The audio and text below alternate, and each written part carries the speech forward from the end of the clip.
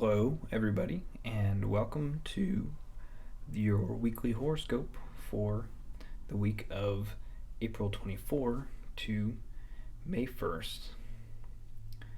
So, in this video, we're going to look at the transits of the planets to the other planets and the moon to the planets, but I'd like to include a section here where we talk about the transits of the planets to the mundane astrology chart. And that's what we have here. Uranus will be making a square to natal Saturn, where Saturn was on March 20th. And that's the major one. We have some others, but they're not as serious.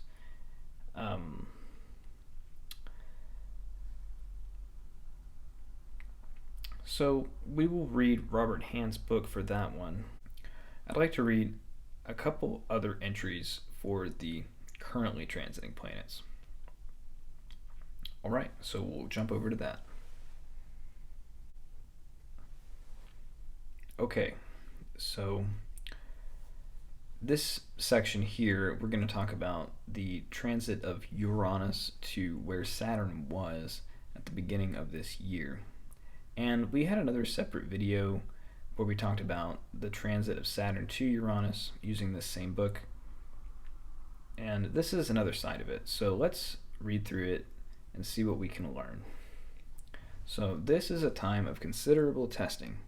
Events will challenge your sense of order, discipline, and duty, as well as your notions about the world.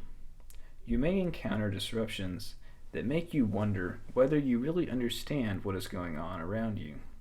You may be forced to revise some of your ideas, although any valid beliefs will survive this transit without difficulty. Restrictions that you have accepted, but that have no real purpose in your overall individual growth, may become unbearable at this time. For example, if you are putting up with a bad relationship for the sake of emotional or financial security, you may find that the tensions have become too great. You will experience a sudden desire to break free at all costs, even if it means violating your own standards of behavior. Your actions will surprise others who have believed the outward appearance that everything was all right. They will not expect your actions. In your professional situation, you may have greater difficulty than usual in getting along with your employers. If the tension becomes too great, you may want to change jobs, but you should make such a change only after carefully considering what your present job has to do with your real purpose in life.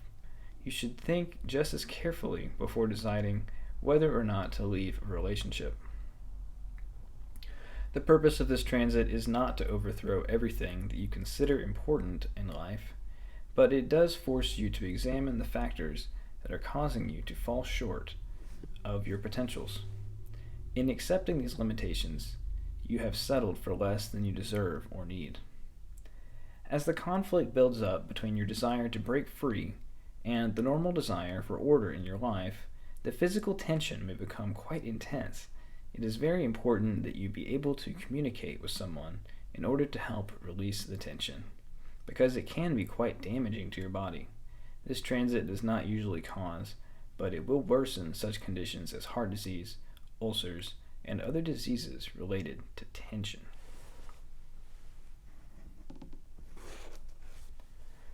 Alright, so that is happening in the later afternoon of Sunday. And I've turned the moon transit off right here so you can't see it, but this will be happening for people in general, so what you can do is relax. It's a strange, difficult situation for everyone. No one knows, so try to just be aware and relax. And I think doing so will help other people as well who are having a difficult time. So what I'd like to do now, so I won't cover the Mercury square Jupiter right there, the Sun conjoin natal Uranus, Sun square Saturn, Venus square Jupiter, because This video would be too long if I did that because we're still going to cover the whole moon transit. But those are generally good and challenging in a way. People may be overdoing what they're trying to enjoy, the way that people are communicating, maybe over trading, maybe overdoing benevolence, possibly. That's what I want to say in general. But I do want to look at Venus square Saturn, Mercury square Saturn, and Mercury conjunct Venus in the same book. So we'll jump over to that.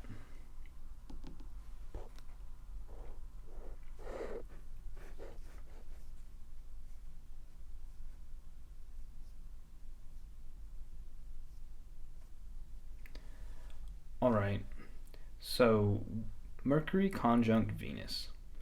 This transit can have a variety of effects. First of all, it can stimulate your appreciation of beauty, your interest in art, music, or poetry. It may also indicate that you will tell someone that you love him or her, or that you will discuss your relationship with someone. On a very abstract level, this transit can enable you to see the patterns running through your perception and experience that help tie everything together so that you can understand your life as a whole. This is a mental transit.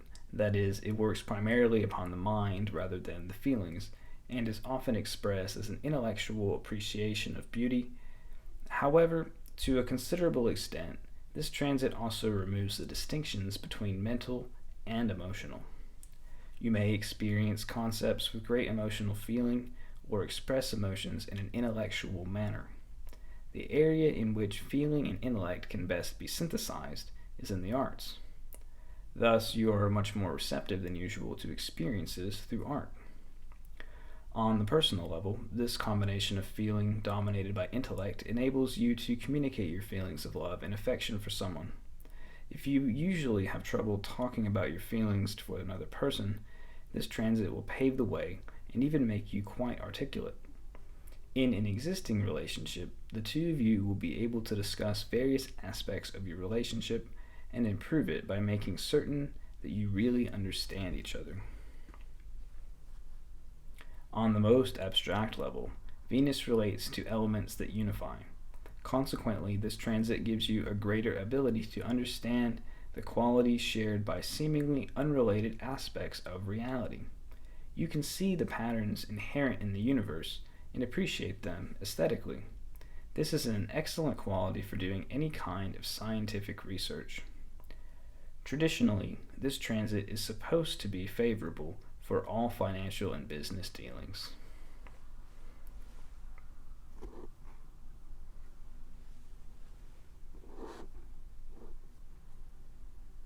Alright, so Mercury will square Saturn in the early morning tomorrow.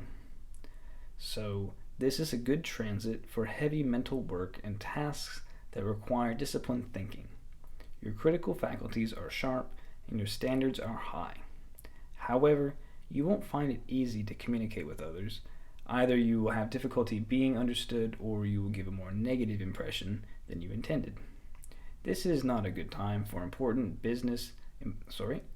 negotiations or business transactions because communications between you and the other parties will probably be delayed or misinterpreted so as to cause a delay. Also, it will be difficult to make the right kind of positive impression in such a situation, so delay personal contact until another day. Similarly, your present concern with criticism may make you dwell upon heavy or difficult thoughts, which can lead to depression or pessimism. It is often difficult to think positively with this transit. There is a strong tendency to feel lonely or even to withdraw into yourself rather than confront someone with whom you need to communicate. Instead of patching up your difficulties, you may say goodbye or at least think about doing so. In order to lessen the negative side of this transit, you have to recognize that it is making you see the dark side of life, the imperfections and flaws, rather than the positive side. Saturn has the effect of making you think you are seeing the whole truth and that it is gloomy. But once you realize that you are seeing only part of the truth, you can make corrections for that. Your ability to think practically is a positive effect of this transit, but it could be perverted to a negative result. No matter what kind of plan anyone proposes, you always want to know precisely how they are going to implement it, and you make this same demand of yourself. Everything must be spelled out in detail. Do not let this practicality turn into narrow-mindedness or a total lack of vision. Certainly, it would be better to work out the practical details of a project today than to lay down the general plan of a new one.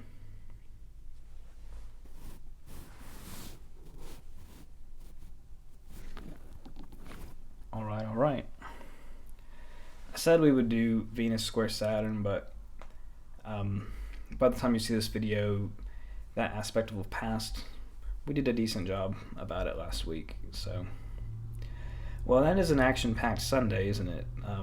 So definitely be aware that all of these themes are sort of churning in the background of what we're building up to for Monday, which is the full moon. So I just wanted to kind of lay that out there in a way that I kind of got out of the way, and you can see from the video what Sunday is really about. So from there, I think we'll just go to the moon transit.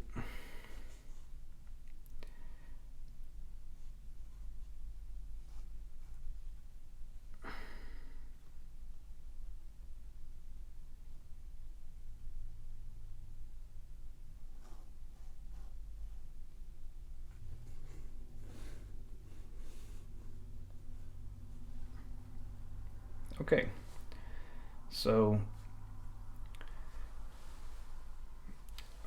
starting on Sunday, tomorrow, April 25th, Mercury will move through Saturn and bring up these heavy practical considerations of restriction, difficulty, and also connected to this difficulty with Saturn and Uranus, the way that they're both very slow-moving planets, have a lot of signification in themselves.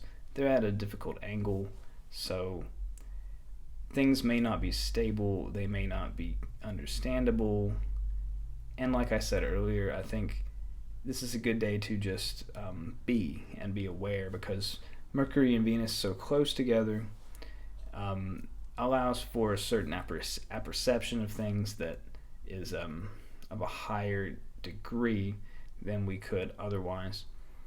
And Robert Hand also mentioned that this could be a considerable good time for business activity.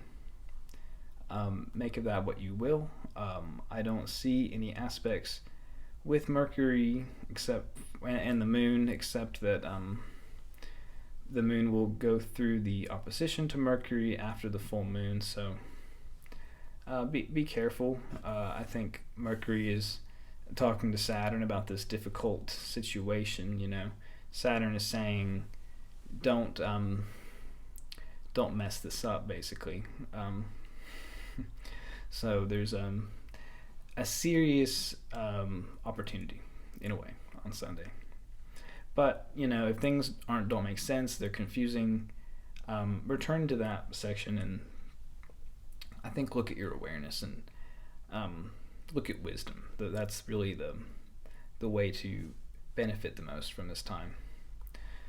Okay, so I guess we'll go to this view now. Let me make sure there's no that I won't miss any other transit. So the Sunday with Mercury and Venus there, that's really what we have for the most part.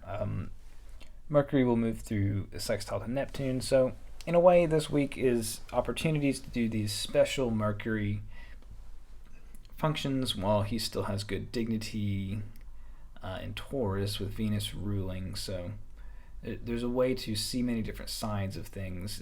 Different possibilities are coming to us now in very tangible and abstract ways. It's like a feeling level of knowing. Our knowing has this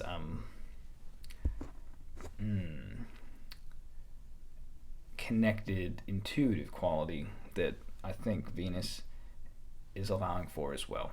And they will be both moving through the square to Saturn, so they're kind of in orb of him, but the discipline has been laid down at this point as far as the transit is concerned. So I'll just move through it. So the moon isn't making any aspects tomorrow except for this trine to Saturn, which I think perfects in the morning. All right, so much for Sunday though. We gotta keep going. So on Monday morning, the moon builds up to this square to Pluto and then the trine to Jupiter. So there is this dynamic of control and difficulty around that, but also things are equitable at this point. Things are, the way things can be fair is the best energy for that in this scheme that we can have right now. We've had a few of these Libra moons trine Jupiter, and I think it'll feel really good. The moon is still dignified. The ruler of the moon is not moving into a hard angle, so should be pretty good on Monday morning. But the moon will briefly go void of course for about 4 hours, and then move into the trine to Mars. And now Mars is in Cancer, and we're all in that now, so we can understand what that is, but in general it's more sensitive. Our activity is related to the turn of the moon. The moon is ruling all of these martial activities, and at this time the Mars is ruling all these moon activities. So I've already heard some other astrologers talk about it better. I really don't have anything to add to Scorpio full moon. I do like that it is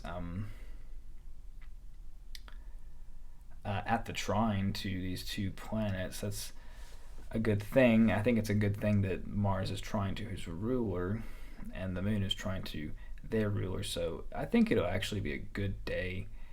There's just a lot of light getting shown on this one particular area of a chart. In the eastern United States, it's the government system. So much light will be put on that. Maximum full illumination of the government.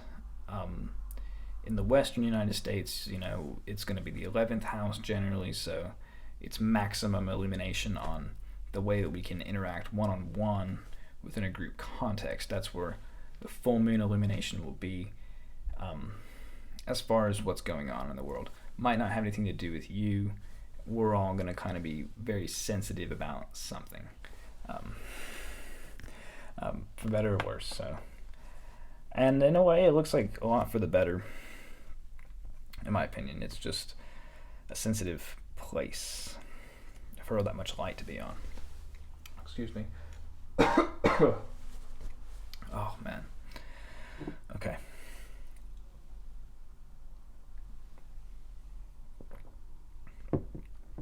Okay. So much for Monday.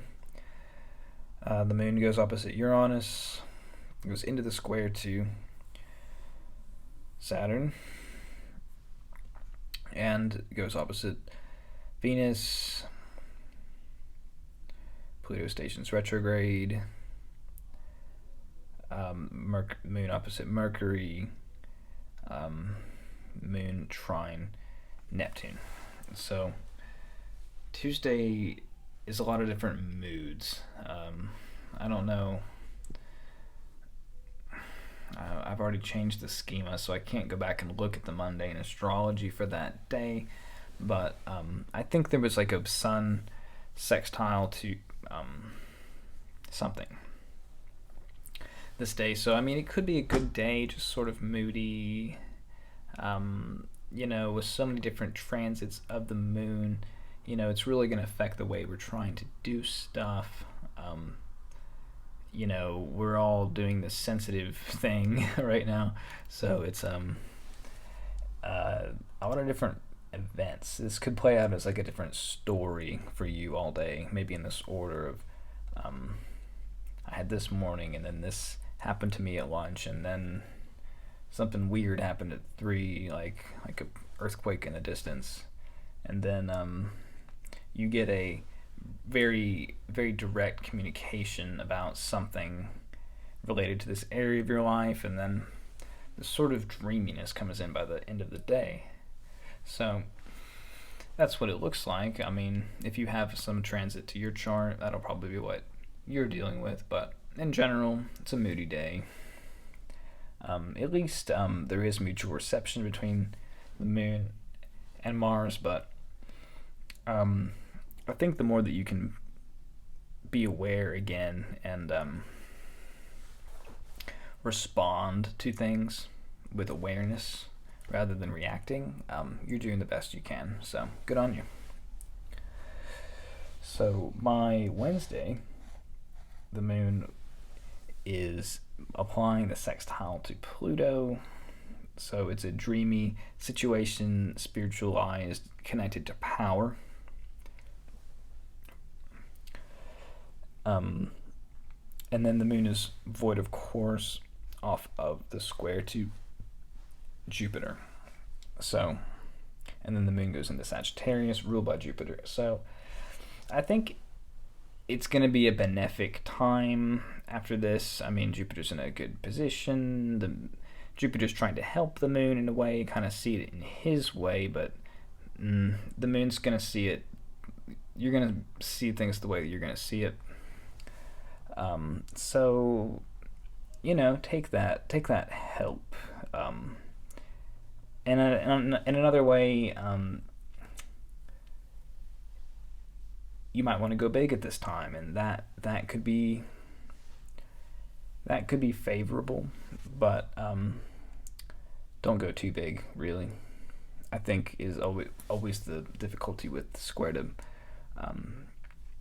Jupiter. It's not the best way to receive Jupiter's energy, but it could be really good. Honestly, I'm pretty optimistic about this whole first part of the week.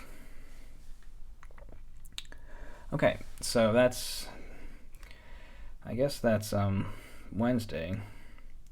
The moon is void, of course, for like 3 hours in the morning, but if you're like me and you're getting up at like 10:30, the moon is in the Sag, and it's like a trip. We're going somewhere. It's a long play. We're not really trying to go anywhere. It's just going, and the South Node difficulty is starting to appear on the horizon. So, that day that the moon trined Mercury, and there was the T-square to the North and South Node. I think it's called the South Bending. That day, there was a situation that related to business, writing activities, communicating, that was going somewhere for better or worse. And now we have a situation that's sort of related to that. It's sort of draining out the energy. But it's connected to discipline. It's connected to how we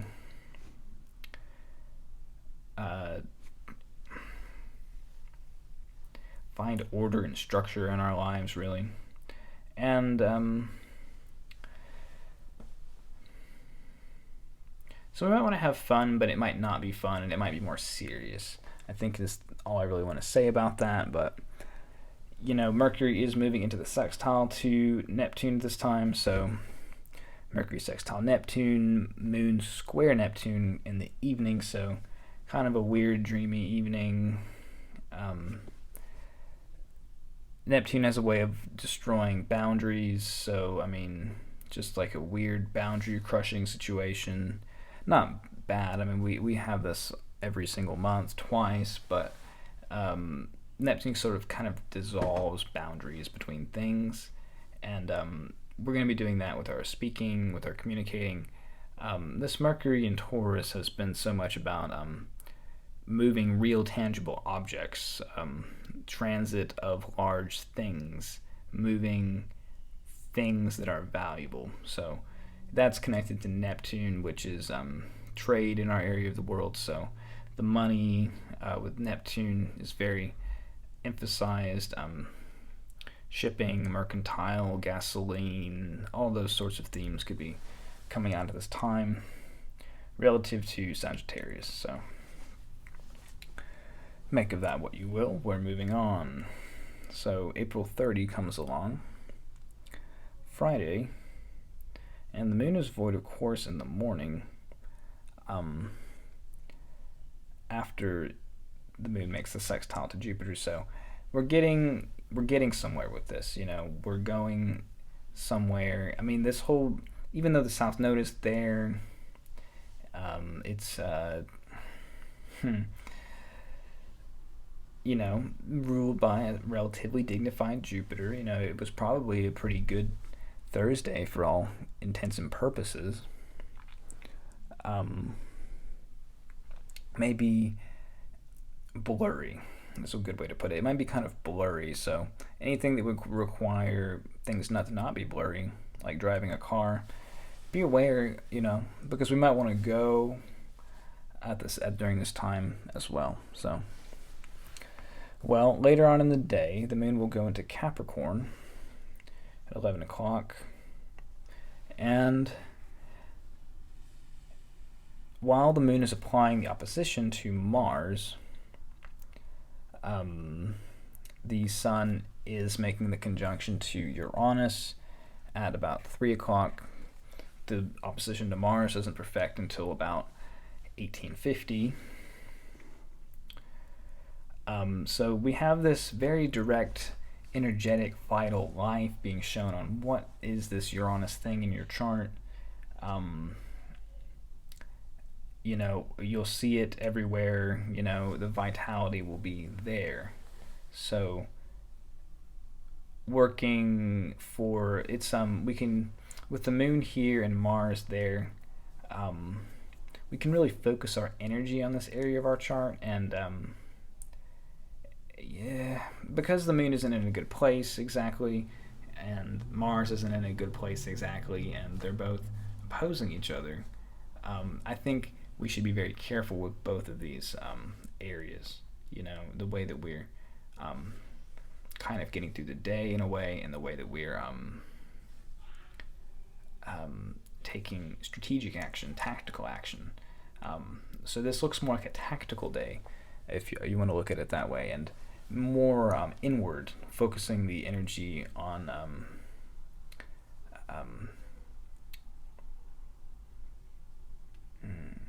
not spiritual. It's really not spiritual. It's material. It's Taurus, but it's these developments, these odd, bizarre, strange developments, and that doesn't have to be badly connoted. That's just an easy way to see it, what it is. You can relate to it that way when I say these odd sort of things. But we can put our energy there. I mean, we have a personal relationship to that, and we're able to see it in a very clear light. Just doing the activity, it may be more tactical at this point than charging forward.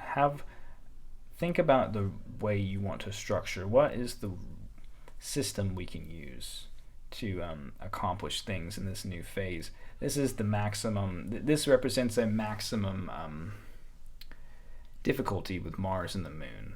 So if in a way things can't be less dignified than this, where can we go from here? If this is rock bottom, maybe that's not so bad, and what can we build from that place to get what we want from our activity in this phase? All right, so we're sort of going through that, and the moon by May 1st, Saturday, all it is this day is the moon moves through the trine to Uranus. the Sun and Venus throughout the day. Those first two planets early in the morning, about right here, and throughout the day, applying the trine to Venus. The moon is also applying the conjunction to Capricorn, so it's to Pluto, so it's serious. It's related to power, but it is in a way sweet because of the trine to Venus. I really like to see it because it's I don't know. It still looks like good energy, even if the expression is de-emphasized for the activity, the effect that we want to ultimately have. Hope that was pretty clear. All right. So that's until we get into Sunday. So on Sunday, the moon applies the conjunction to Pluto, the trine to Mercury. That's a good thing. So on next Sunday, there will be opportunity for a good mercurial activity around 9:37, and it'll be the last aspect before the moon goes into Aquarius around 2:30. So there's a good Mercury transit that day. There's a good Venus and the Sun transit on Saturday. On Friday, I like to say that there's an opportunity to focus your energy on what Uranus is doing in your chart and work tactically. On Thursday, it's fun, but it's connected to discipline in a way, and it's also has this connection of communicative activity around Neptune, so it could be more confusing. All right, I guess I'll recap it back to Sunday. So on Wednesday, Wednesday looks more like an in-between day. The moon is in Sagittarius, sort of doing its own thing on Wednesday. But it could be nice because it's still it's coming off the square to Jupiter, and moon is in Jupiter's house, so it could be pretty nice. Tuesday is a bunch of different moods, a story that could play out in a few different situations with the moon and what we're trying to do on that day. And Monday was, of course, the full moon with the mutual reception of Mars and the moon. So it's not a bad week, and of course we talked about Sunday a lot at the beginning of the video. So looks like a good week. Important things will surely happen this week. So I thank you all for listening. I hope it was helpful for you, and I definitely appreciate your attention and the fact that you care about these subjects that are very important. So I thank you for that, and I will see you on the next one. God bless you.